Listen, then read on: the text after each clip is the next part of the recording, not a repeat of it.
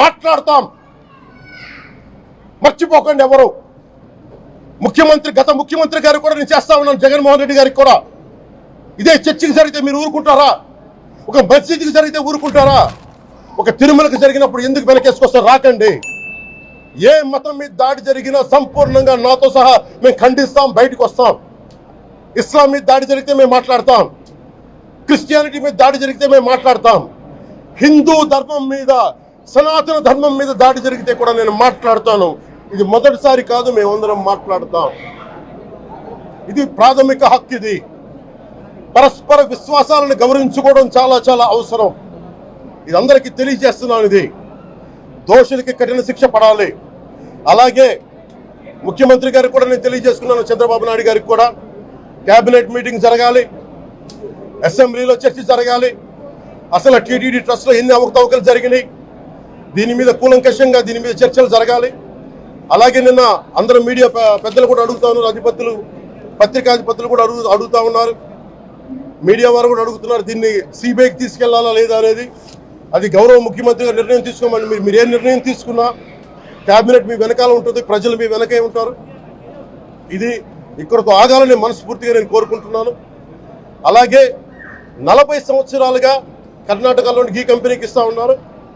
15,000 కేజీలు అవసరం అవుతుంది నెయ్యి, మనకి స్వచ్ఛమైన నెయ్యి. అలాంటిది వీళ్ళు 1000 రూపాయలు కొన్నదాన్ని వీళ్ళు 360 రూపాయలకే వస్తుందని చెప్పి ఎవరో మిడిల్ మ్యాన్ వచ్చి చెప్పారు. ఆ మిడిల్ మ్యాన్ ఎవరు? దీని మీద సంతకం పెట్టింది ఎవరు?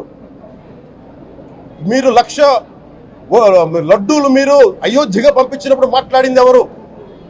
చెక్ చేశారా? క్వాలిటీ చెక్ చేశారా? కోట్లాది మంది భగవంతుణ్ణి విశ్వాసం ప్రకటించే ప్రతి ఒక్కరి ఈ రోజున బాధకు గురయ్యారు. నాకు నిజంగా ఇంకో వేదన కూడా ఉంది. ఇది ఇంకొకరు నిందించట్లా.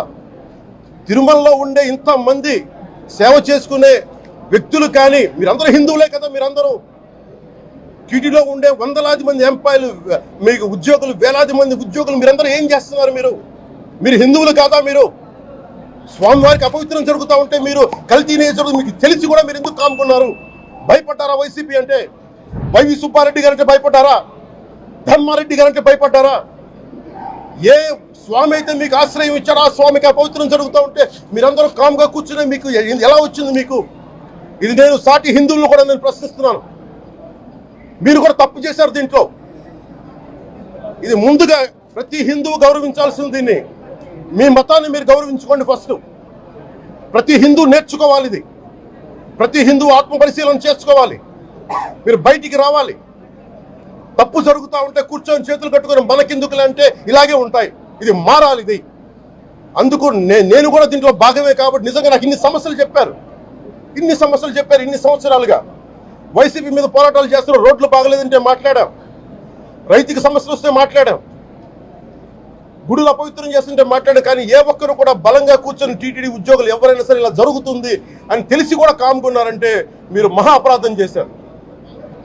ఆ మహా అపరాధానికి నేను కూడా నాకు సంబంధం లేకపోయినా ఈరోజు నేను ప్రాయశ్చిత దీక్ష మొదలుపెట్టాను. ఈరోజు 11 రోజులు స్వామివారికి నేను క్షమాపణలు కోరుకుంటూ దీక్ష తీసుకుంటున్నాను.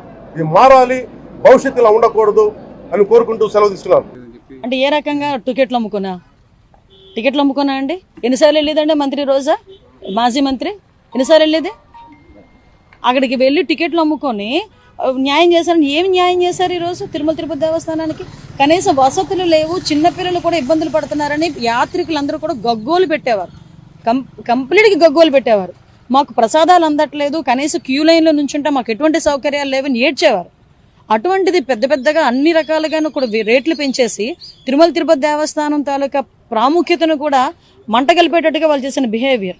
అందులో భాగంగానే అవన్నీ ఎందుకండి? ఈ నెయ్యి సంగతి తేల్చమనండి, లడ్డూలో కలిపి నెయ్యి సంగతి తేల్చమని, ల్యాబ్ రిపోర్ట్ సంగతి దాని గురించి చెప్పమనండి, దాని గురించి మాట్లాడండి రా అంటే మేము చంద్రబాబు నాయుడు ఇలా మాట్లాడుతున్నారు అలా మాట్లాడుతున్నారు అని చెప్పి తిరిగి మా మీద బురద వెళ్తే ఎలా? ఈరోజు బయటకు వచ్చిన మాజీ మంత్రులు అందరూ మాట్లాడింది మీరు వినండి. ల్యాబ్ రిపోర్ట్ గురించి మాట్లాడట్లే, ఎందుకు మార్చామంటే దాని గురించి మాట్లాడట్లే. 50 సంవత్సరాలుగా ఒక్కలే సరఫరా చేస్తున్నారు. అయినా ఇప్పుడు నెయ్యి ఖరీదు కూడా మనకి, ఆవు నెయ్యి ఖరీదు మామూలుగా షాపుల్లో అమ్మేది కూడా మనం అబ్జర్వ్ చేసుకుంటే 700 నుంచి 1000 రూపాయలు మినిమం ధర, 700 మాక్సిమం ఇంకా ప్యూరిటీ బట్టి 1000 రూపాయలు. అటువంటి ధరను 320 రూపాయలకి 310 రూపాయలకి అలా ఇచ్చేస్తున్నారు. అక్కడే అర్థం అవ్వట్లేదా మనకి ఏ రకంగా ఉంటుంది, అందులో కల్తీ ఏ రకంగా ఉంటుందని. కాబట్టి నేనేమంటానంటే ఇప్పటికి తిరుమల తిరుపతి దేవస్థానంకి న్యాయం జరిగింది. తిరుమల తిరుపతి దేవస్థానంలో భక్తులందరూ హ్యాపీగా ఉన్నారు. ఈ 2 నెలల కాలంలో చాలా ప్రక్షాళన తీసుకొచ్చాం. కాబట్టి మీరు ఏదైతే చేశారో అని అనుకుంటున్నారో అది ఒక భ్రమ. వాళ్ళు ఒక ట్రాన్స్లో ఉన్నారు, ఆ ట్రాన్స్ని బయటకు తీసుకొస్తున్నారు. డెఫినెట్గా, ఎందుకంటే ఇది హిందువుల మనోభావాలు, ప్రపంచవ్యాప్తంగా ఉన్న వెంకటేశ్వర స్వామి భక్తులందరూ మనోభావాలు. డెఫినెట్గా దీన్ని లోతుగా దర్యాప్తు చేయిస్తారు. చంద్రబాబు నాయుడు గారు ఆదేశాల మేరకు లోతుగా దర్యాప్తు చేయించి దానిపై చర్యలు ఉంటాయి. వైవి సుబ్బారెడ్డి గారు నేను ప్రమాణం చేస్తానని కూడా చెప్తాను. దేనికంటే ప్రమాణాలు? సొంత బాబాయిని చంపినప్పుడు ఏమైపోయింది ప్రమాణం? సొంత బాబాయిని తన 100 రోజుల పరిపాలనలో వరదలు, ఆడపిల్లల మీద రేపులు, వైఎస్ఆర్సీపీ వాళ్ళని మర్డర్ చేయటం, నరికి చంపటం, వాళ్ళ మీద తప్పుడు కేసులు పెట్టి ప్రజలకు ఇచ్చిన ఏ హామీ నెరవేర్చలేదు. కాబట్టి ప్రజల్లో తనకొస్తున్న చెడ్డ పేరుని డైవర్ట్ చేయడానికి డైవర్షన్ పాలిటిక్స్ లో ఈ రోజు వెంకటేశ్వర స్వామిని కూడా చంద్రబాబు నాయుడు గారు వదలలేదనేది మనకు స్పష్టంగా కనిపిస్తోంది. ఎందుకంటే ఆయనకి ఎప్పుడు అలవాటు, ఎప్పుడెప్పుడు ఆయనకి చెడ్డ పేరు వస్తుందో అప్పుడు ఏదో ఒక ఇష్యూని ఆయనే క్రియేట్ చేస్తాడు. దాన్ని తన వర్గీయులతో పబ్లిసిటీ చేయటం, దాని మీద డిస్కషన్లు చేసి ఎదుటి వాళ్ళ మీద నిందలు వేయటం ఆయనకు అలవాటే. కానీ ఈ రోజు మీరు చూస్తే సాక్షాత్తు టీటీడీలో తిరుమల లడ్డూ మీద ఇంత దిగజారుడుతనంగా చంద్రబాబు నాయుడు గారు మాట్లాడతారని ఎవరు ఎక్స్పెక్ట్ చేయలేదు. ఈ రోజు ఆయన మాట్లాడాక ప్రతి ఒక్కరు కూడా చీకొట్టడం మనం గమనిస్తూనే ఉన్నాం. ఎందుకంటే సాక్షాత్తు చంద్రబాబు నాయుడు గారి కొడుకే చెప్పాడు టీటీడీలో ముఖ్యమంత్రికి ఎటువంటి సంబంధం ఉండదు అని.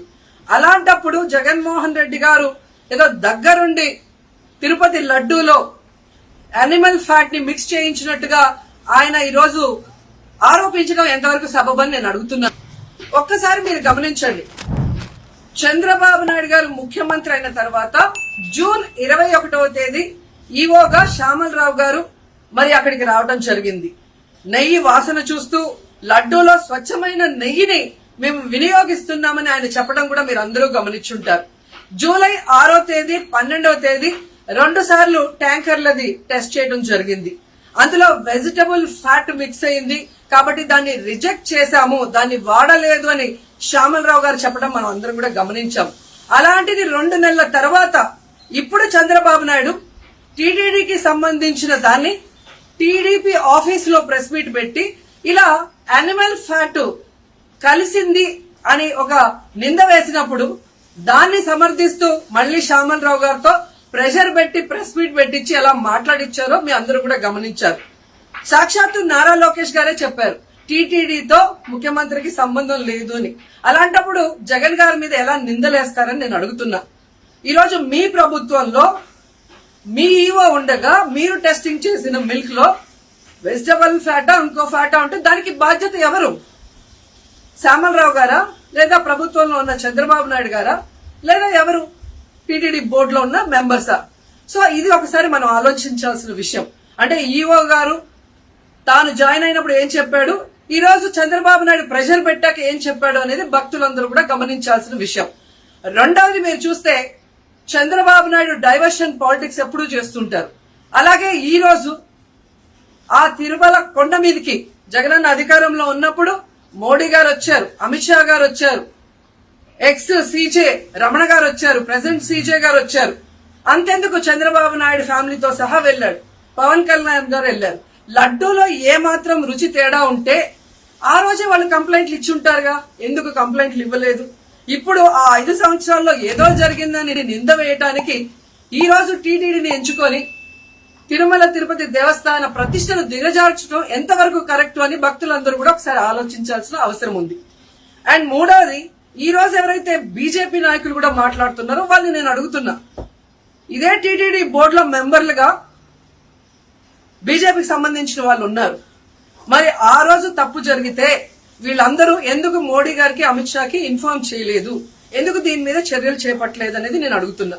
అలాగే ఈరోజు తెలుగుదేశం పార్టీ అధికార పార్టీలో ఉన్న వేమిరెడ్డి ప్రశాంతి గారు ఆ 5 సంవత్సరాల కాలంలో ఈ పర్చేసింగ్ కమిటీలో 5 సంవత్సరాలు ఉన్నారు. అలాగే ఇప్పుడు మంత్రిగా ఉన్న పార్థసారథి గారు కూడా పర్చేసింగ్ కమిటీలో ఉన్నారు. మరి వాళ్ళని విచారించండి. ఆ బోర్డు మెంబర్లందరినీ బయటకు వచ్చి మాట్లాడమని చెప్పండి. తప్పు జరిగిందా లేదా? ఈరోజు ఇంత మంది గొప్ప గొప్ప వాళ్ళు తిరుమలకు పోయి లడ్డు తిన్నా జరగని తప్పు వాళ్ళ పర్చేస్ కమిటీలో ఉన్న వాళ్ళు జనసేన పార్టీ తెలుగుదేశం పార్టీలో చేరిన వాళ్ళని మాట్లాడకుండా కేవలం జగన్ గారిని టార్గెట్ చేసి మాట్లాడటం చూస్తే రాజకీయ లబ్ధి కోసం తిరుమల పవిత్రను భ్రష్టు పట్టిస్తూ ఈరోజు చంద్రబాబు నాయుడు చేస్తున్న నీచ నికృష్ట రాజకీయాలు అందరూ కూడా గమనించి ఆ చంద్రబాబు నాయుడికి బుద్ధి చెప్పమని కోరుకుంటున్నా. ఇక ఫైనల్ గా తనను ఎవరూ నమ్మరు అనుకున్నప్పుడు పవన్ కళ్యాణ్ గారిని ఫ్రేమ్ లోకి తీసుకురావడం చూస్తున్నాం.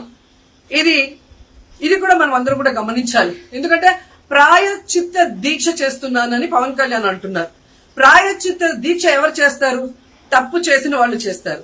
అంటే చంద్రబాబు నాయుడు తప్పు చేశాడు, ఇది అబద్ధం, ఈ లడ్డూలో కల్తీ జరగలేదు, ఇది నాకెక్కడొచ్చి ఆ పాపం చుట్టుకుంటుందన్న భయంతో పవన్ కళ్యాణ్ ప్రాయశ్చిత్త దీక్ష చేస్తున్నారనేది ఈ రోజు మా అందరికీ అర్థమవుతున్న విషయం.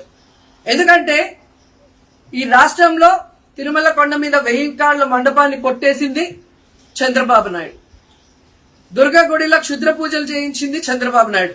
విజయవాడలో 25కు పైగా పవిత్రమైన దేవాలయాల్ని కూర్చింది చంద్రబాబు నాయుడు. పూజల్లో బూట్లు వేసుకొని పూజలు చేస్తూ అన్ని తొక్కేసింది చంద్రబాబు నాయుడు గారు. ఇలాంటి చంద్రబాబు నాయుడు కోసం ఎన్ని ప్రాయశ్చిత్త దీక్షలు చేసినా ఆయనైతే దేవుడు క్షమించడు, అలాగే హిందువులు కూడా చంద్రబాబు నాయుడిని క్షమించరు. ఆ పాపం నుంచి తప్పించుకోవడానికి పవన్ కళ్యాణ్ చేస్తున్న ఈ 11 రోజుల ప్రాయశ్చిత్త దీక్ష పవన్ కళ్యాణ్ కి మాత్రమే పనికొస్తుంది. కాబట్టి ఇకనైనా తిరుమల తిరుపతి దేవస్థానాన్ని అడ్డం పెట్టుకుని జగనన్న మీద దుమ్మెత్తి పోసే కార్యక్రమాల్లో ప్రతిష్టగా దిగజారిస్తే తిరుపతి అమ్మాయిగా నేను ఊరుకునేది లేదని కూడా ఈ సందర్భంగా తెలియజేసుకుంటున్నాను.